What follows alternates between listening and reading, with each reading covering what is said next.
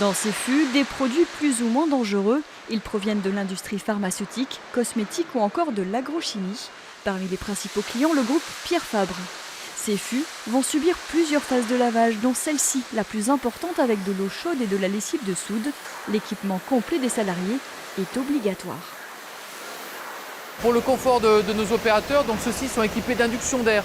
On le voit au niveau de leur cagoule, qui leur permet de renouveler l'air en permanence pour éviter le phénomène de buée et d'encrassement et pour leur permettre également d'avoir un air agréable à respirer en permanence. C'est aussi pour les prémunir de tous les risques potentiels qu'on peut avoir au niveau des produits, même si ceux-ci sont quand même bien maîtrisés en amont. Dans cette usine du groupe Duo, tout juste sortie de terre, 20 personnes travaillent au nettoyage et au recyclage de ces emballages industriels. De nouvelles machines et un équipement plus moderne permettent de faciliter les tâches, mais le regard de l'homme reste indispensable. L'opérateur est très important parce qu'ils ont besoin de voir au niveau du lavage si le conteneur a été bien lavé. Même derrière, savoir s'il a été bien séché, bien aspiré.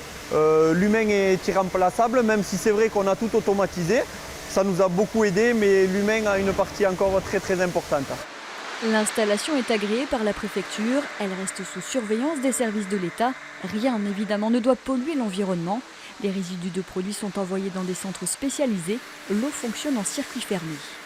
Au niveau de nos eaux de lavage qui sont retraitées, on va concentrer la pollution sous forme de boue. Et ces boues vont être également envoyées en centre de retraitement.